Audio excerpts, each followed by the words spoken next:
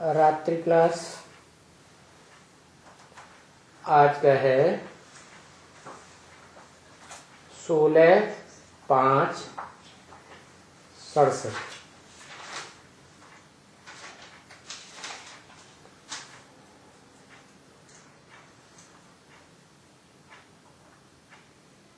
किसी ने अपना अनुभव बताया।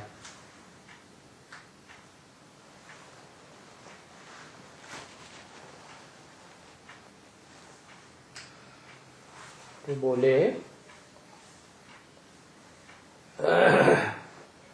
कौन बोले?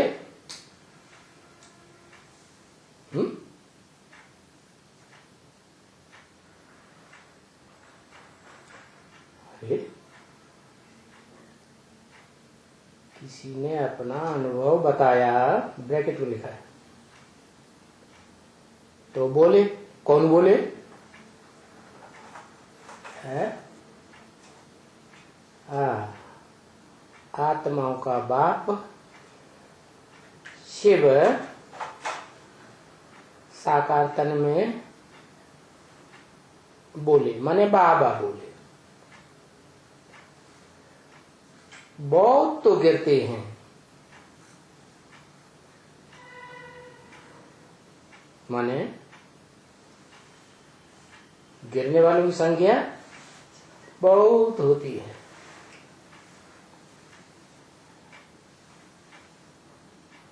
और ठहरने वालों की संख्या बहुत कम होती है। तो जो ब्रह्मा के बच्चे बहुत गिरते हैं, बहुत हार खाते हैं,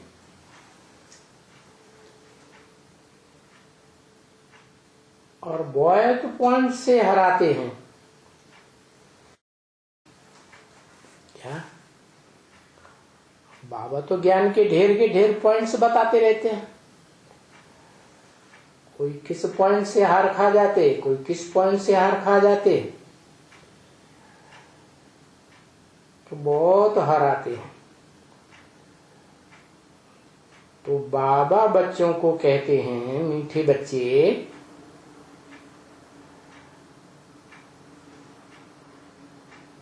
जो भी ईश्वरीय ज्ञान के पॉइंट हैं उनसे हराओ मत। यानी काम से भी हराओ मत। क्या काम विकार के बारे में ढेर के ढेर है, गीता का ज्ञान में पॉइंट बताए ना। क्रोध से भी ना हराओ। क्या काम से भी ना हराओ, क्रोध से भी ना हराओ। क्यों? जैसे गीता में कहा है,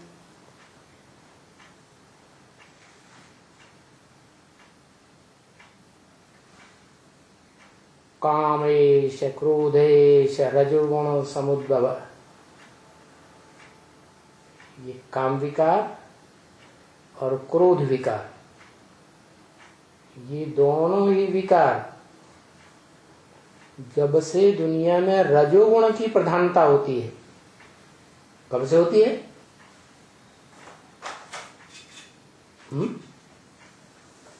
कब से होती है माता जी? जो जल्दी लिख दे। द्वापर युग से। द्वैतवादी जब द्वापर युग आता है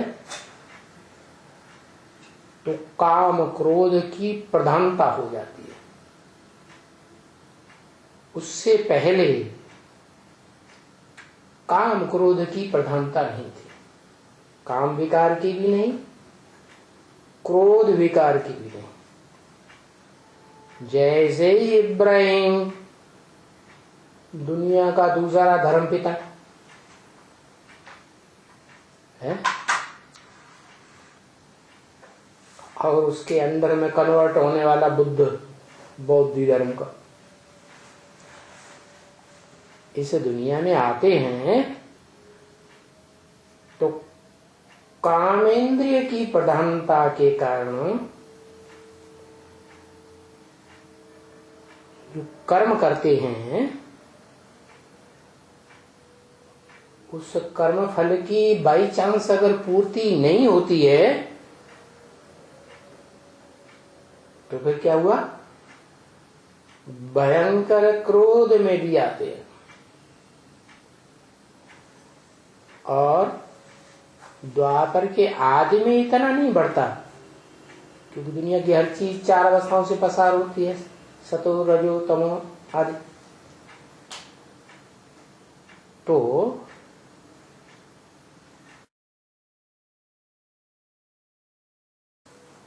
द्वापर का आदि काल जब पूरा होने को होता है तब तक क्राइस्ट की आत्मा इस सृष्टि पर आ जाती है जो क्रोध का मूल है। उस समय तक आते आते जो इस्लामी भी हैं वो भी जो पहले पहले सात्विक थे द्वापर के आदि में, 500 साल के बाद वो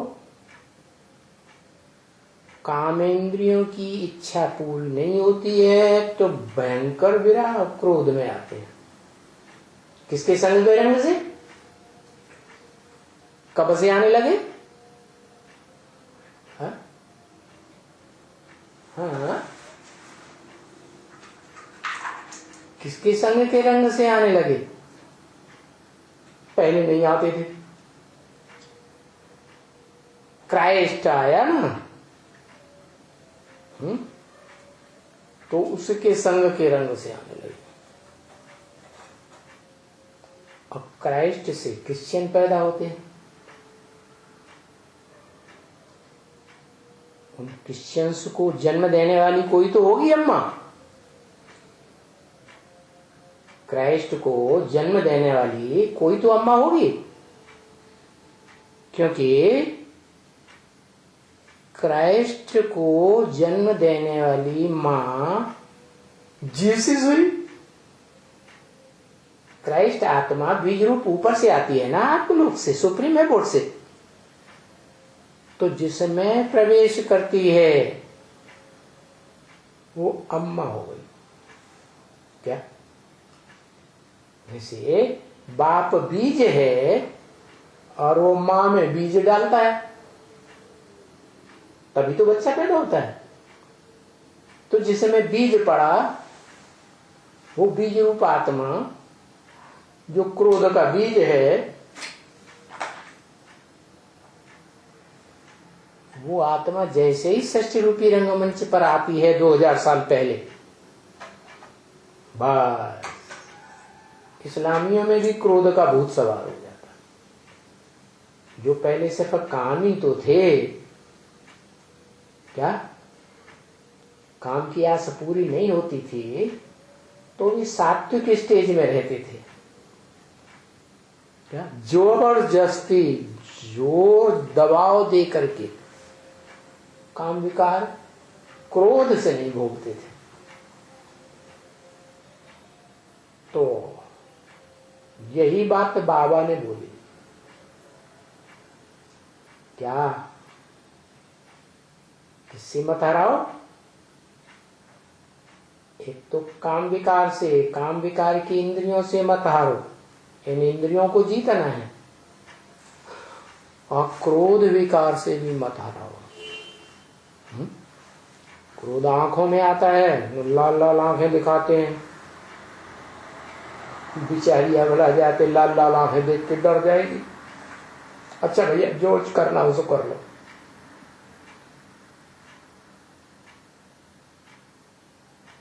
हाथ पांव चलाते हैं, हाथ पांव भी तो कर्मेंद्रियां है ना, धुलाई पिटाई कर देते हैं तो भी द्वैतवादी द्वापर युग से माताएं अबला बन जाती हैं, या बलहीन बन जाती हैं। क्यों क्यों बन जाती हैं? आत्मा तो मनुष्यों की ही है।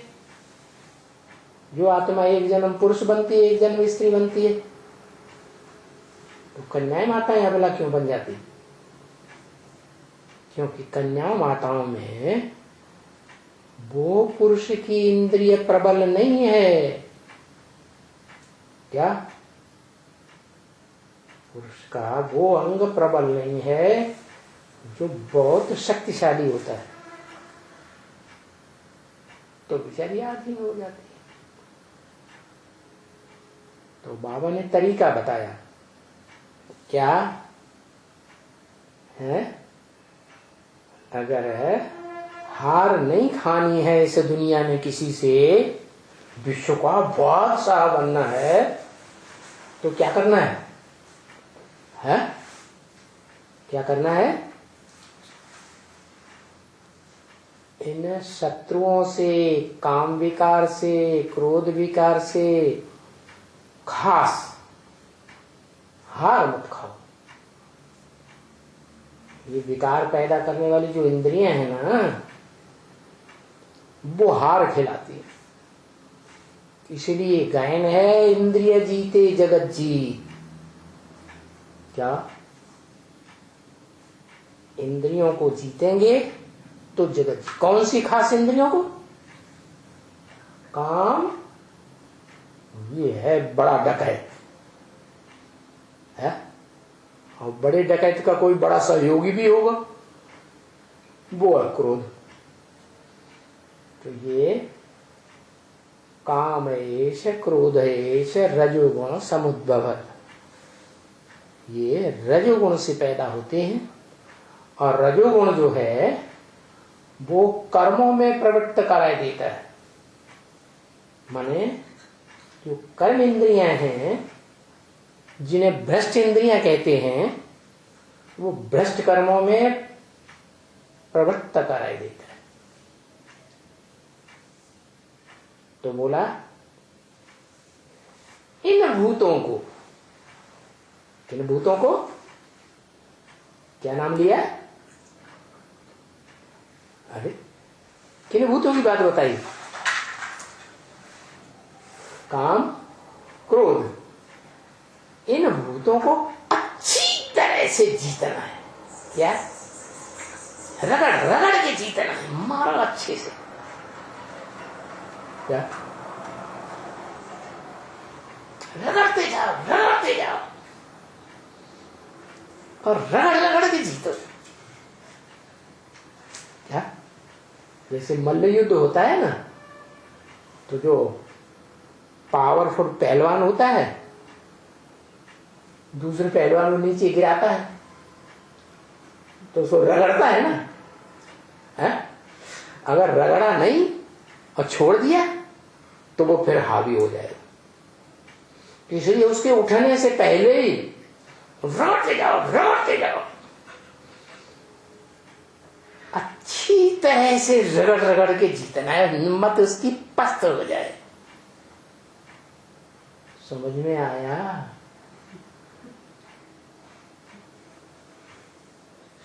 तो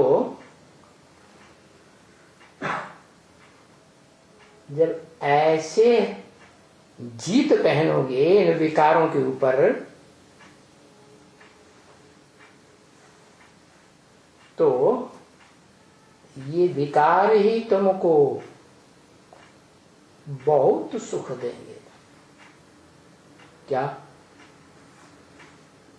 ये काम विकार शुद्ध आत्मिक स्नेह में कन्वर्ट हो जाएगा।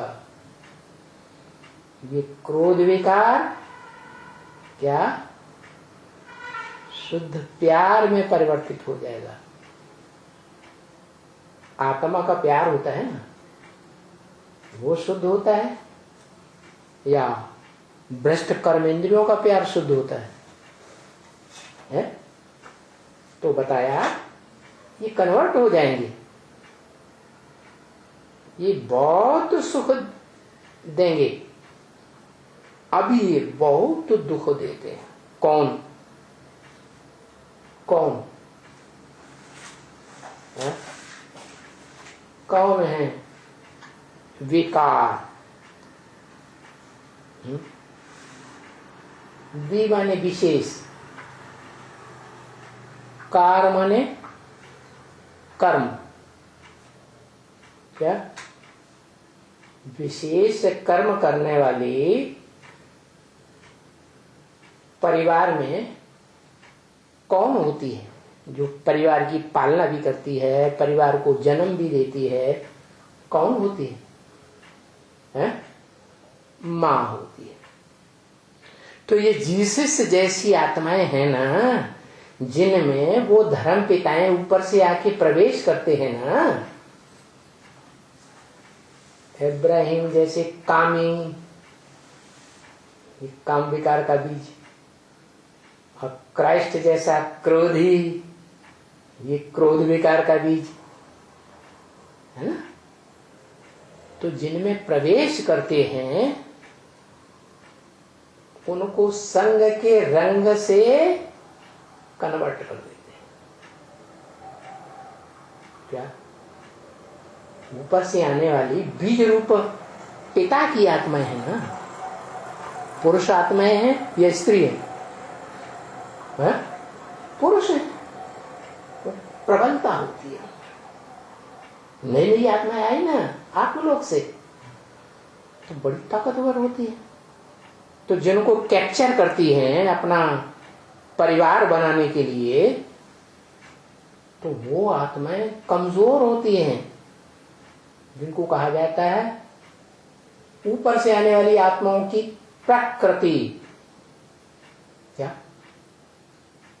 इब्राहिम और क्राइस्ट पुरुष हैं। पुरु माने शरीर रूपी पुरी, और शा माने आनंद लेने वाले। क्या? क्राइस्ट जिस जीसस के तन में प्रवेश करता है ना, वो जीसस शरीर रूपी पुर है ना, ऊपर से आने वाली आत्मा का, और शा माने आराम से शयन मजे लेती है। क्या? वो मजे लेती है ऊपर से आने वाला पुरुष की आत्मा, और नीचे वाली आत्मा को बेचारी को सहन करना पड़ता है। क्या? जो धर्म के धक्के लगते हैं ना, जो गाए गए हैं कि धर्म पिताओं ने बड़े धर्म के धक्के सहन किए, अरे वो आत्मा जो प्रवेश करती है ऊपर से, वो सूली का दुख भोगती है, या जिसमें प्रवेश किया वो सूली का दुख भोगती है? जो ऊपर से आने वाली आत्मा है, जिसने प्रवेश किया, वो कोई सुख नहीं वो दुख नहीं भोगती। वो तो जब चाहे तब निकल जाए और जब चाहे तब प्रवेश कर ले। तो जैसे ही सूली लगती है या कोई भी दुख होता है, जो दुनियावी लोग दुख देते हैं धर्म पिताओं के शरीर को, तो वो ऊपर से आने वाला पुरुष आत्मा दुख नहीं भोग सकती। सारा दुख परिवार का, क्या क्रिश्चियन धर्म में जितने भी क्रिश्चियन बनने वाले होंगे, इस्लाम धर्म की आत्माएं, वो सारी की सारी क्या बहुत दुख देती। क्यों? वो इस्लाम धर्म के पुराने पुराने सरगनाए, धर्माधीश पीठाधीश बने बैठे हैं। क्राइस्ट की आत्मा नई धारणाएं वो बताती है धर्म की, तो विरोध करते हैं और बहुत दुख देते हैं। तो जीसस जैसी कोई अकेली एक आत्मा नहीं होती है। क्राइस्ट के पीछे पीछे और भी तो उतरते हैं बीज रूपात्मा में, पुरुष रूपात्मा में, तो वो भी कोई न कोई में जीसस जैसों में प्रवेश करते हैं। समझ में आ रहा है? वो जीसस जैसी आत्माएं माता की आत्माएं हैं। क्यों? मातृ देश से आती है। कौन सा देश है मातृ देश? भारत। भारतवर्ष में ही भगवान आते हैं। क्या? खास किनका दुख हरने के लिए आते हैं? कुमारों का दुख हरने के लिए आते हैं, अधर कुमारों का दुख हरने के लिए आते हैं, कि कुमारियों और माताओं का दुख हरने के लिए आते हैं? हाँ, माताओं का दुख हरने के लिए आते हैं।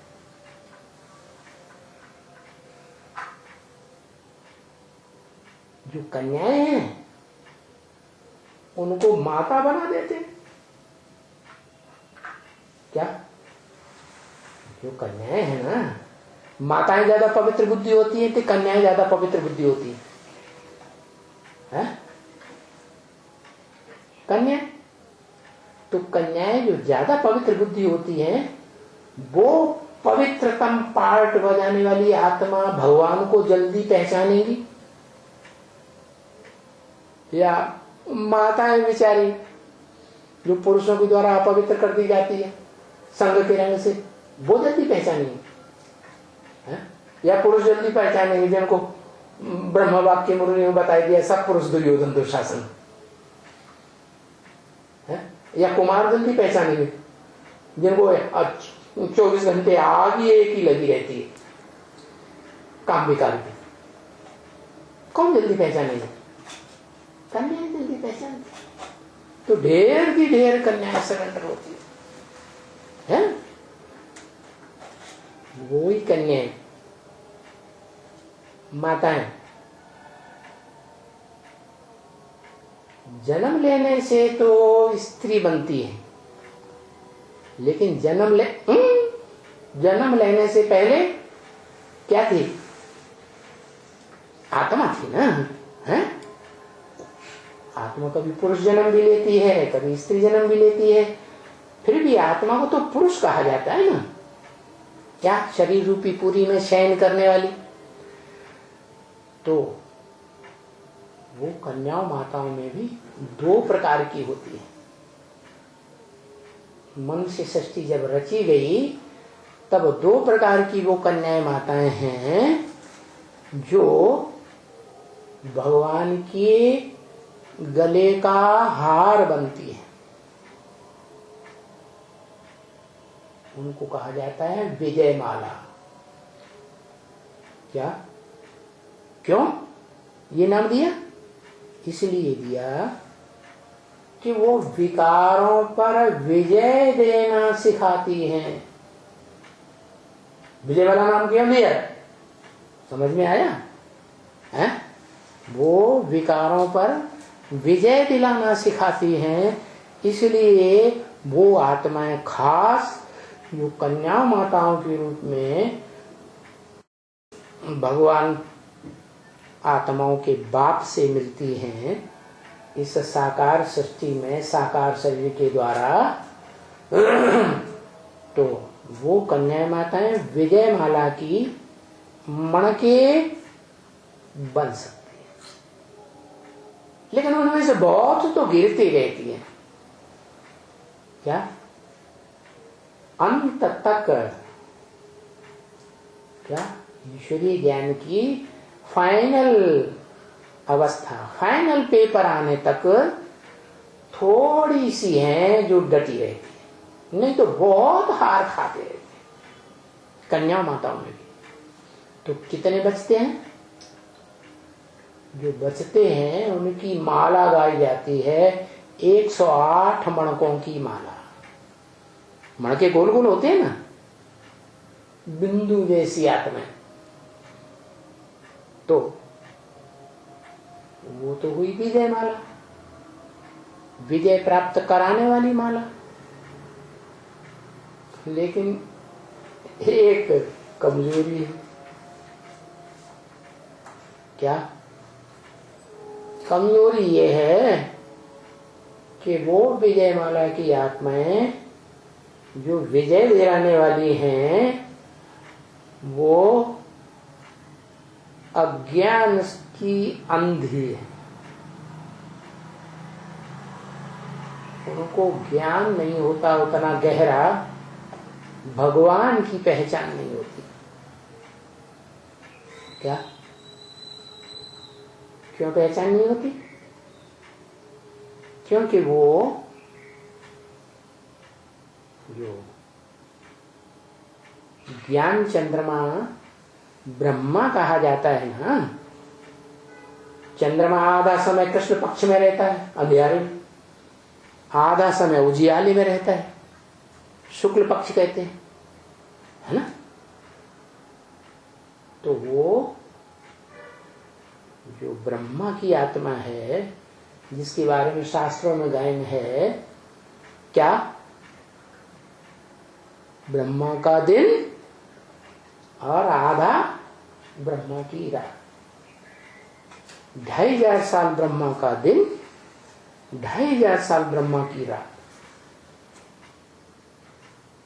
टोटल मिला के 5000 वर्ष की ये दुनिया है, 4 युगों की। सतयुग, त्रेता 2500 वर्ष, और रामकृष्ण जैसे देवताओं की दुनिया जहां सुख ही सुख। वो सुख की दुनिया इन्हीं कन्याओं माताओं के द्वारा बनाई जाती है, जो ईश्वरीय ज्ञान मार्ग के रास्ते में आदि से लेकर के अंत तक डटी रहती है। क्या नहीं तो माया रूपी रावण ऐसा हरखण है, जिसे अंग्रेजों में डेविल कहा जाता है, वो बहुत हराता रहता है, बहुतों को हराता है। तो ऐसी कन्याएं माताएं तो जो ज्ञान की होशियार नहीं, अज्ञान की अंधी है, तो उनको क्या चाहिए? जो इस विषय सागर संसार को पार कर गए, तो शास्त्रों में एक कहानी आती है अंधे लंगड़े की। एक और प्रकार की आत्माएं हैं जो लंगड़े हैं, क्या दौड़ नहीं सकती, क्या उनकी टांग डिफेक्टेड है। कोई कोई की तो दोनों टांग लुंजुम पुंजुम, कोई की एक टांग लुंजुम पुंजुम। पुरुषार्थ की दौड़ नहीं लगा सकती, याद में तीव्र गति से नहीं जा सकती ईश्वरीय याद में। क्यों?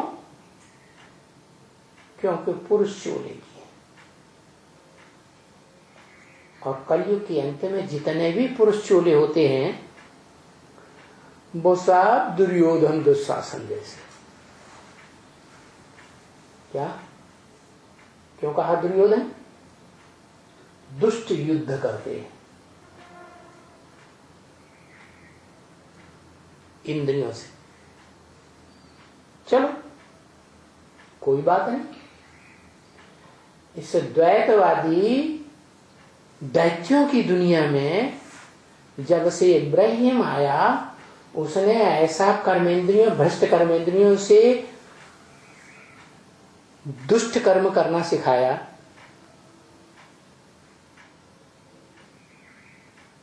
तो वो दुष्ट कर्म करने वाले दुराचारी कहे जाते हैं। क्योंकि देवताएं व्यभिचारी नहीं होते थे, सारा जीवन में एक स्त्री रखते थे, मर्यादा पुरुषोत्तम कहे जाते थे। चाहे नारायण हो, चाहे राम हो, चाहे उनके फॉलोअर हो, अब व्यभिचारी होते थे। लेकिन जैसे ही ये इब्राहिम आता है, दूसरा धर्म फैलाने वाला, क्या, जिसका द्वैतवादी राज्य भी चलता है बाद में, तो दो दो राज्य हो गए, दो दो धर्म हो गए, दो दो भाषाएं हो गई। तो ये द्वैतवादी जो दैत्य हैं,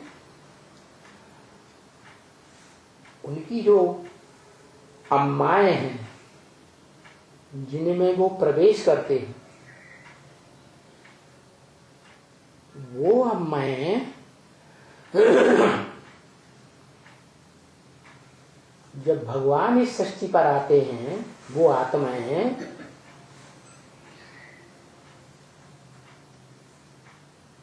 लंगड़ों की माला में भी होती है।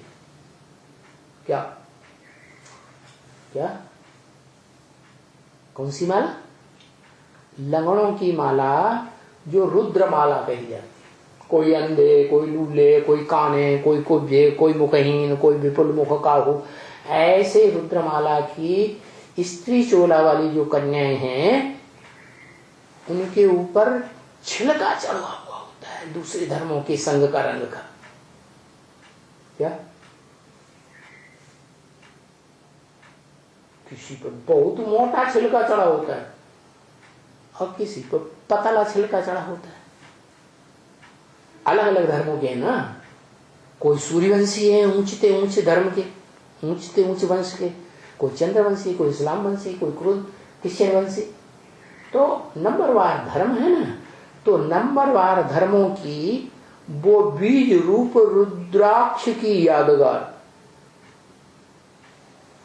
बनती है। क्या? रुद्राक्ष के जो मणके होते हैं ना, क्या कहा? होते हैं ना, तो वो रुद्राक्ष के मणके ऐसे बीज हैं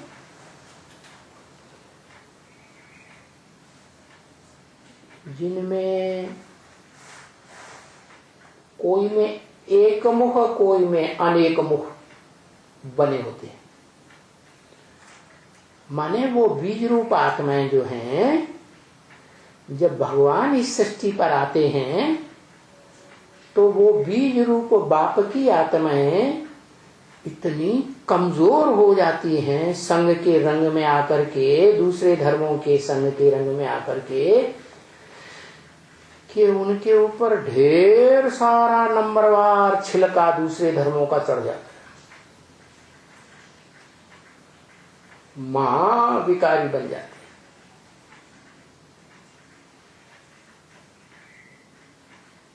पुरुष तनधारी बन के हैं। क्या? चलो पुरुष का तन न भी हो, उन रुद्राक्ष के मणकों का, रुद्र के बच्चों का, रुद्रगणों का, तो भी कन्या का चोला भले हो, लेकिन जन्म जन्मांतर के उनके संस्कार पुरुष के होंगे। समझ में आया? नहीं, जो संस्कार पुरुष के हैं ना, वो दुर्योधन दुशासन के संस्कार उनके खत्म नहीं होते। और दूसरी बात, क्यों नहीं खत्म होते? इसलिए खत्म नहीं होते कि रुद्र भगवान के, जो रुद्र भगवान इस सृष्टि पर आकर के अविनाशी रुद्र ज्ञान यज्ञ शुरू करता है, उस रुद्र ज्ञान यज्ञ में अपने जीवन को तन से, मन से, धन से, समय, संपर्क, संबंध से स्वाहा करने के बड़े प्रयासी होते हैं, पुरुषार्थी होते हैं। इसलिए वो भगवान के डायरेक्ट बच्चे कहे जाते हैं, रुद्रगण। उनमें स्वभाव संस्कार किसके होते हैं? दुर्योधन दुशासन जैसे पुरुषों के, भले पुरुष चोला हो या स्त्री चोला,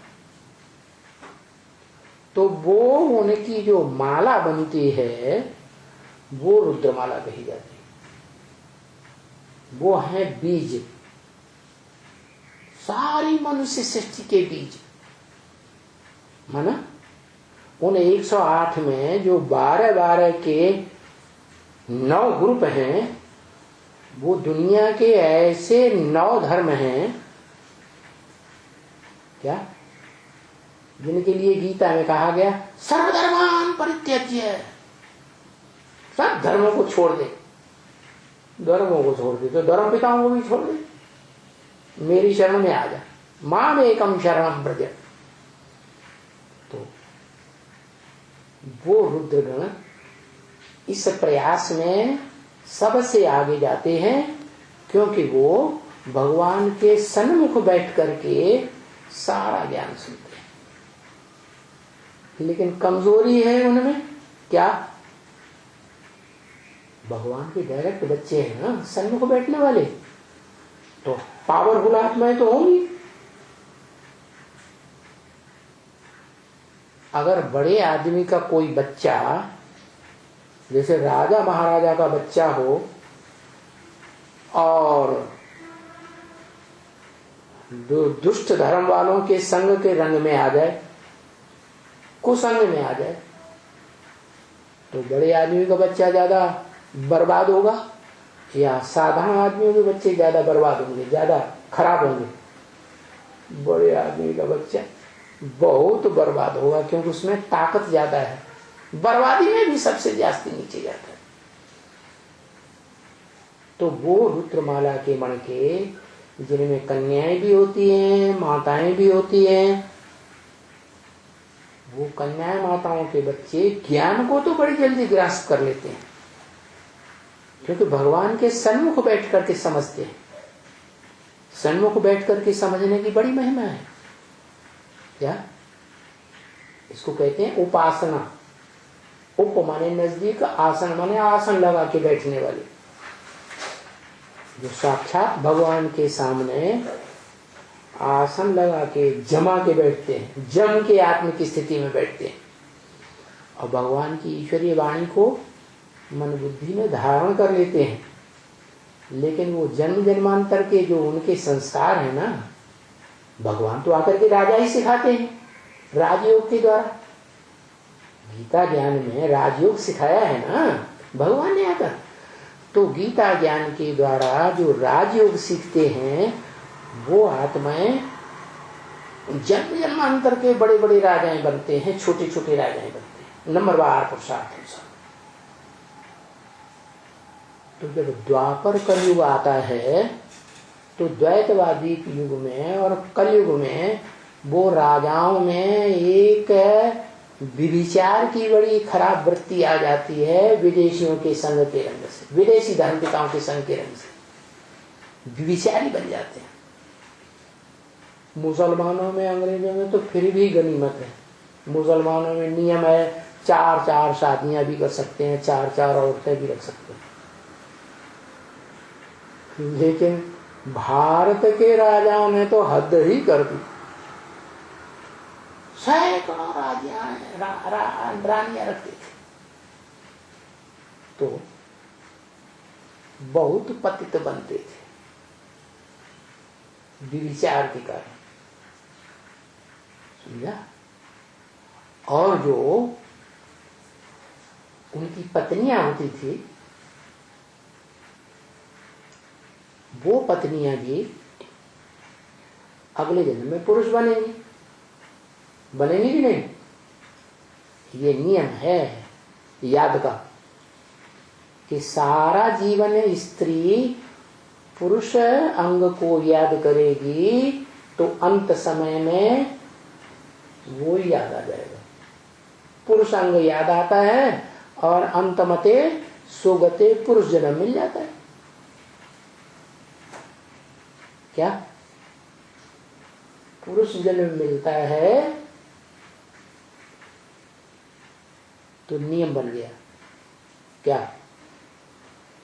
कि जैसे को याद करेंगे जीवन भर वो अंत समय में याद आ जाएगा। ऐसे ही पुरुष का भी होता है। पुरुष सारा जीवन स्त्री के तन से सुख लेता है तो अंत समय वो याद आ जाता है। अंतमति सुगते, स्त्री का चोला मिल जाता है। तो वो जो रुद्रमाला के मणके हैं, बड़े बड़े राजाएं बनते हैं, जिनकी पत्नियां बनी जन्म जन्मांतर, वो पत्नियां स्त्री चोले वाली, ये वो ही आत्माएं हैं जो भगवान के डायरेक्ट सन्मुख को बैठ करके ज्ञान सुनते हैं। क्या सन्मुख सुनने की बड़ी महिमा है। बाकी इनडायरेक्ट टैप रिकॉर्ड से सुना,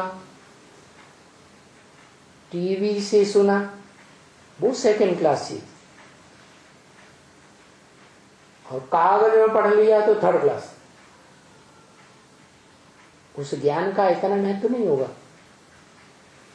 तो जिन आत्माओं ने डायरेक्ट भगवान के सन्मुख साक्षात बैठ करके ज्ञान लिया, वो रुद्रमाला के मणकों में जो कन्याएं माताएं स्वभाव संस्कार की थी हैं, तो वो भी पुरुष, वो भी राजाएं बनते हैं। तो वो राजाएं जिस जन्म में अगले जन्म में रानियां बनेंगे कि नहीं है? तो व्यभिचार पने के संस्कार रह जाएंगे कि नहीं है?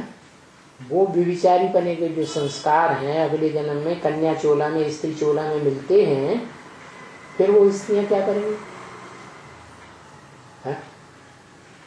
राजाएं तो फिर रानियां रख लेंगे, पुरुष चोले हैं।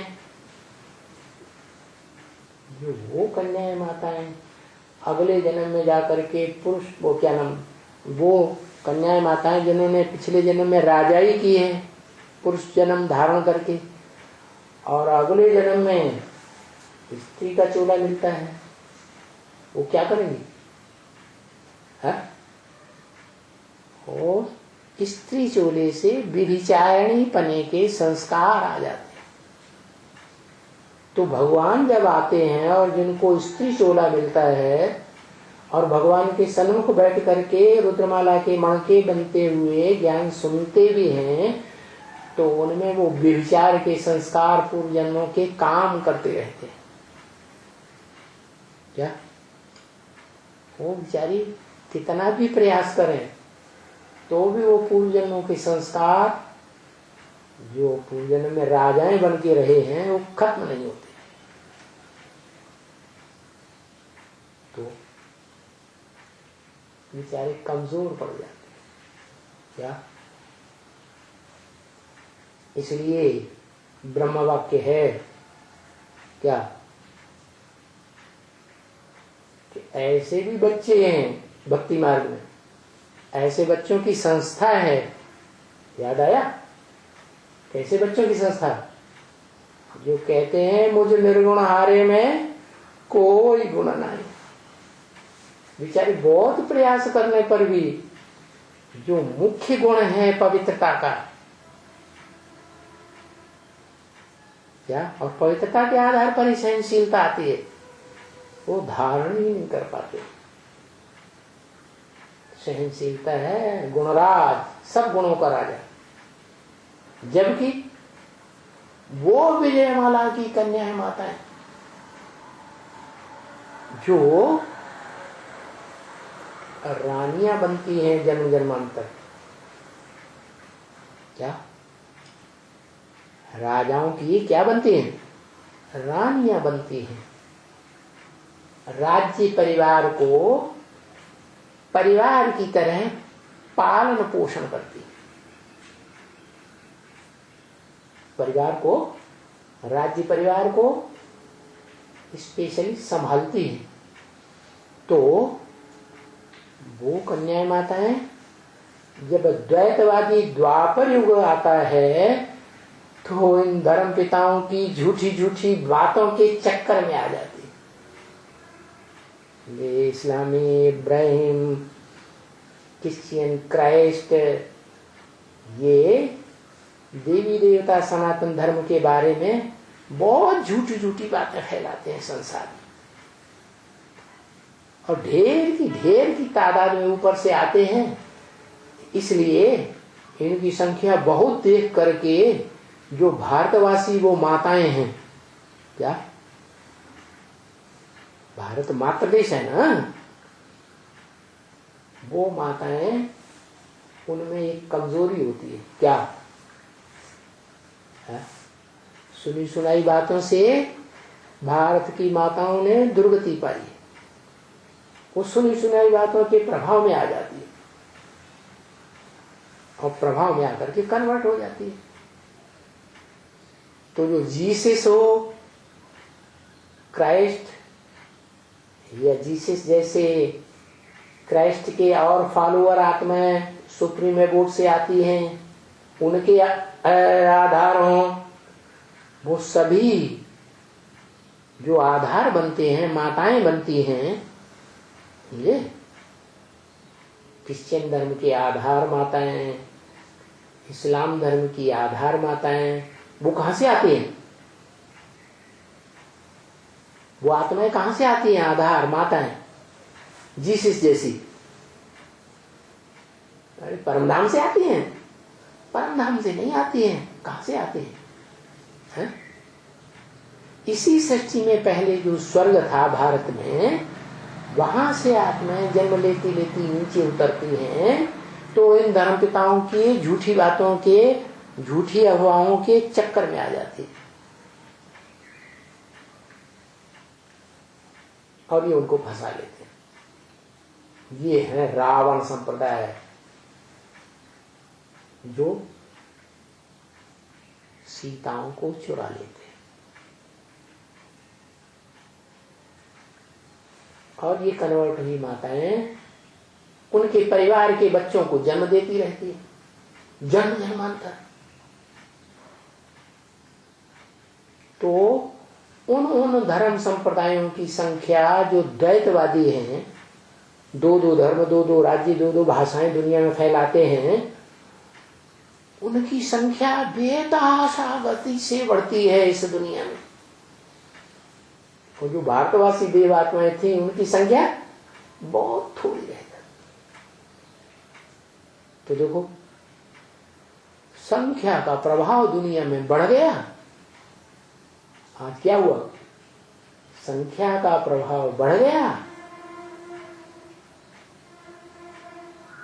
क्वालिटी का बढ़ा कि क्वांटिटी का प्रभाव बढ़ा है? लिखो लिखो लिखो, किसका प्रभाव बढ़ गया है? क्वांटिटी का प्रभाव बढ़ गया। ऊपर से आने वाली जो ढेर क्वांटिटी की आत्माएं हैं, उनकी संसार में संख्या बढ़ गई, और वो जिसमें प्रवेश करती हैं, वो भारत माताओं ने संख्या बढ़ा दी, व्यभिचारी बनकर के। तो ये है चक्कर कि संख्या जब बढ़ जाती है दुनिया में, तो लोग संख्या को देखते हैं और अंत में यह हाल होता है कि प्रजातंत्र राज्य आ जाता है। किसका राज्य चलेगा? जिनकी संख्या ज्यादा होगी। क्या? उस प्रजा का राज्य चलेगा। राजाओं की संख्या तो बहुत थोड़ी होती है। जो राजा बनने वाली आत्माएं हैं जन्म जन्मांतर, उन राजाओं को राजाई करना सिखाना, शासक बनना सिखाना, ये तो ईश का काम है। ईश माने शासन करता, ईश्वर। शासन करने में जो वर माने श्रेष्ठ है, वो शासन करना सिखाता है, राजा बनना सिखाता है राजयोग से, गीता ज्ञान के द्वारा, सृष्टि के आदि में, माने कलयुग के अंत में, जब एटम बम बन जाते हैं तब।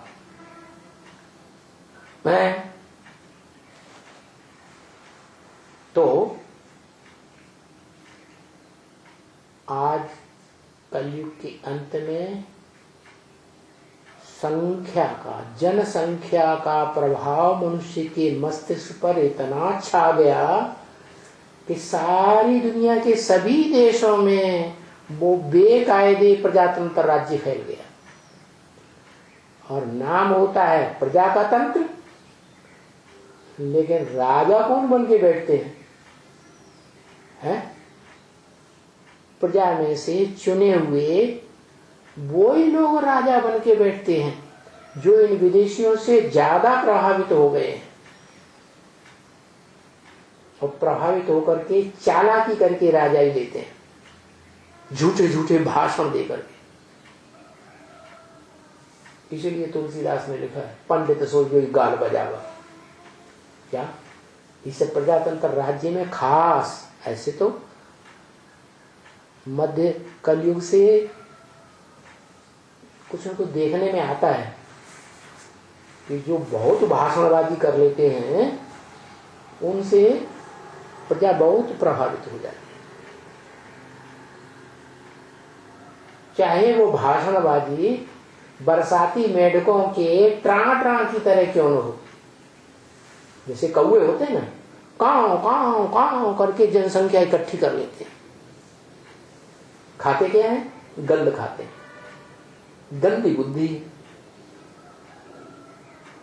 तो ऐसे लोग राजा बन के बैठ जाते हैं जिन्होंने राजयोग के नाम पर राजाई का अंश मात्र भी नहीं लिया है। कहें थोड़ा बहुत लिया है, 2-5 साल के राजाएं बन जाते हैं। तो भी कोई थोड़ी पब्लिक के ऊपर एमएलए, कोई ज्यादा पब्लिक के ऊपर एमपी, कोई बड़ी पब्लिक के ऊपर मिनिस्टर, कोई सारे देश के ऊपर चीफ मिनिस्टर या प्राइम मिनिस्टर। लेकिन थोड़े टाइम के लिए, अल्पकाल के लिए। सारे षष्ठरूपी कल्प में हिस्ट्री देख लो, 2500 वर्ष की मनुष्यों की हिस्ट्री में ही देख लो, राजाओं का राज्य चला है। जिन राजाओं को राजाई करना कल्प के आदि में भगवान ने सिखाया था, गीता ज्ञान के द्वारा। हिस्ट्री में उन्हीं का ही राज्य चलता चला आया, चाहे वो इस्लाम धर्म के हों राजाएं, चाहे वो क्रिश्चियन धर्म के राजाएं हों, चाहे वो कोई भी मुस्लिम धर्म या सिख धर्म के राजाएं हैं। जिन आत्माओं ने राजाई सीखी है,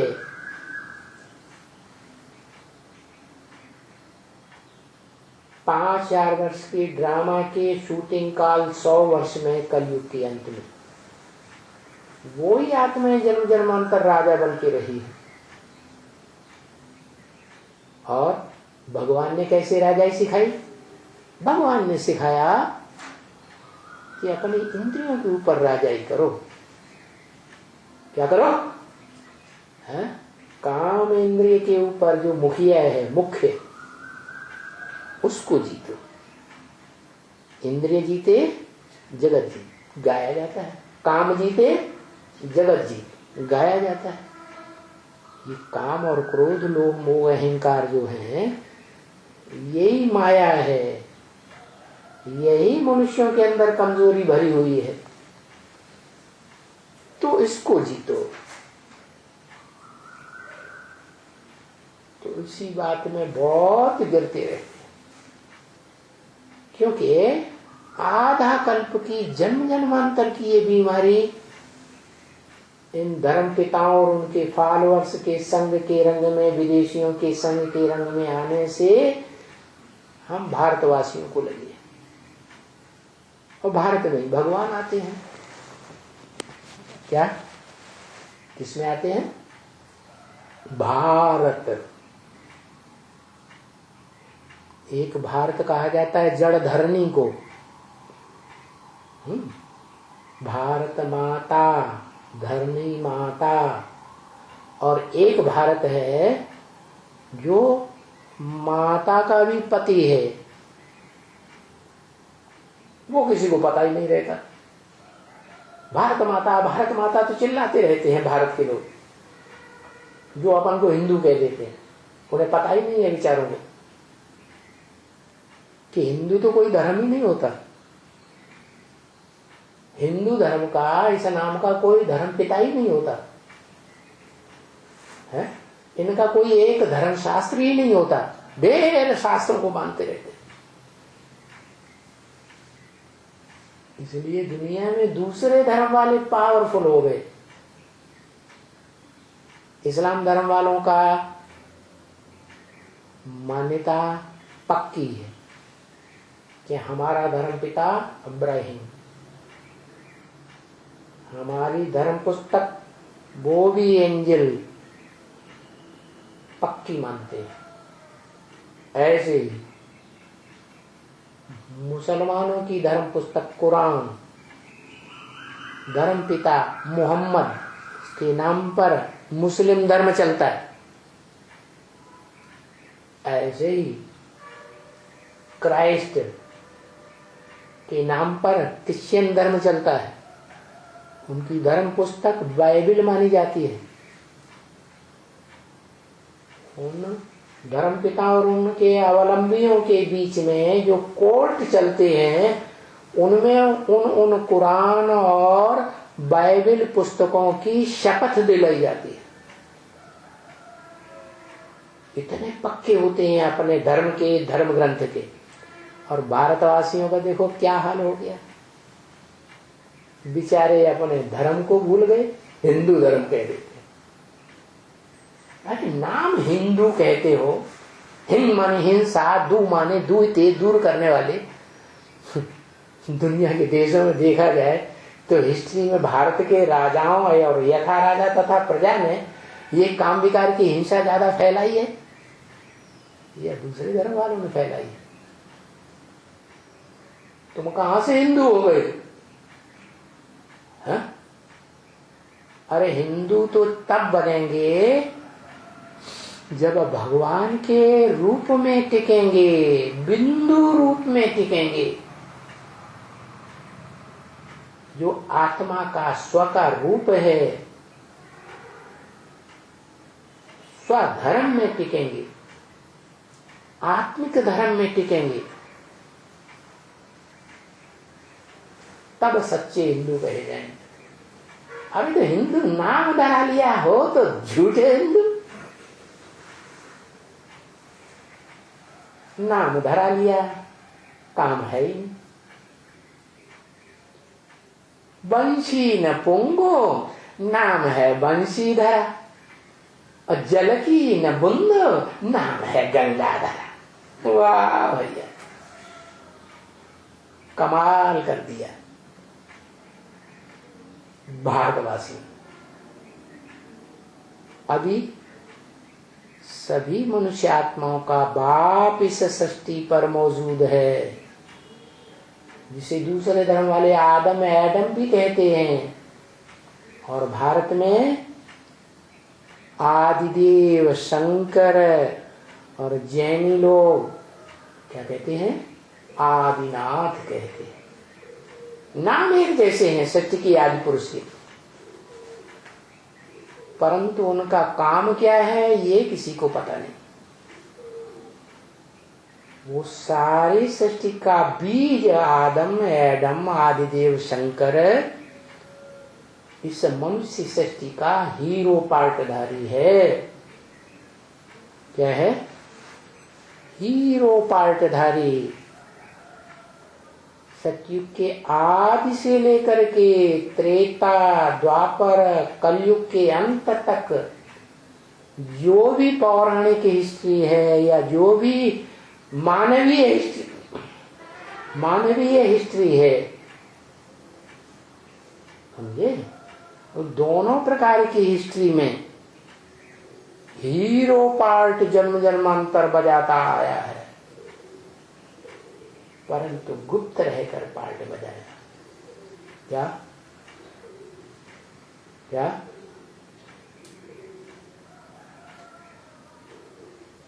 सब कुछ आप सभी कुछ करके अपने आप छुपाया।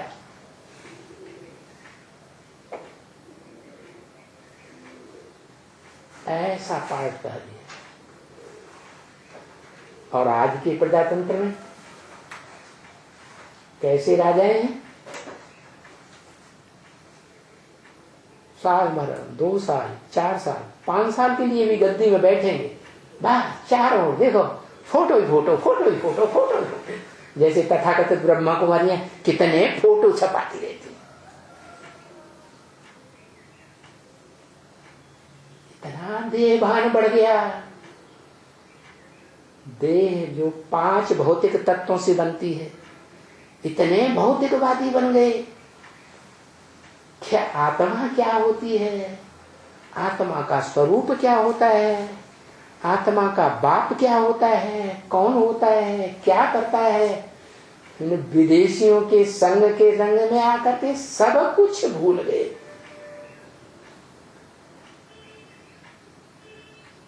ये विदेशी कामी सलामी क्रोधी क्रिश्चियंस, लोभी मुस्लिम, जिन्होंने लोभ में आकर के कितने भारत के ऊपर आक्रमण किए।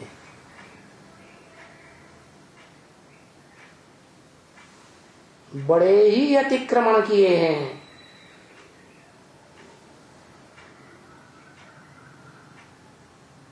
मोही महर्षि दयानंद के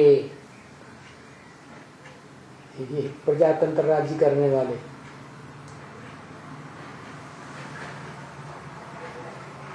कैसा तंत्र? प्रजा का तंत्र, जो किसी धर्म को मान्यता नहीं देते। धर्म निरपेक्ष राज्य, हमें किसी धर्म की अभिलाषा नहीं, किसी धर्म की अपेक्षा नहीं। जबकि दुनिया के दूसरे धर्मों में देखो, धर्म को मानते हैं, धर्म पिता को मानते हैं, धर्म ग्रंथ को मानते हैं, तो उनके धर्मों में इतनी ताकत है कि आज सारे संसार में उनका नाम वाला है। यहां तक कि इस्लाम धर्म ने तो इस दुनिया की 2500 वर्ष की मानवीय हिस्ट्री में कितने लंबे समय तक राज्य किया है। ये कौन सी शक्ति के आधार पर राज्य किया? Religion is might.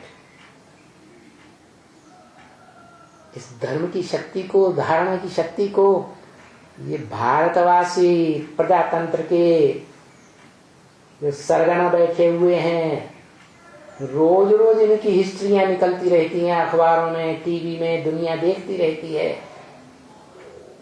कितने भ्रष्टाचारी हो गए। यथा राजा तथा प्रजा भी भ्रष्टाचारी, और अपनी हरकतों से बाज नहीं आते हैं। तो बाप कहते हैं आत्माओं का, इन भूतों को अच्छी तरह से देखना है। कामी इस्लामी क्रोधी क्रिश्चियन लोभी मुस्लिम आदि बहुत दुख देते हैं बच्चे। इनके संग के रंग से तुम्हारे अंदर ये जो विकार आ गए हैं, ये विकार भी तुम बच्चों को, भारतवासी बच्चों को बहुत दुख दे रहे हो।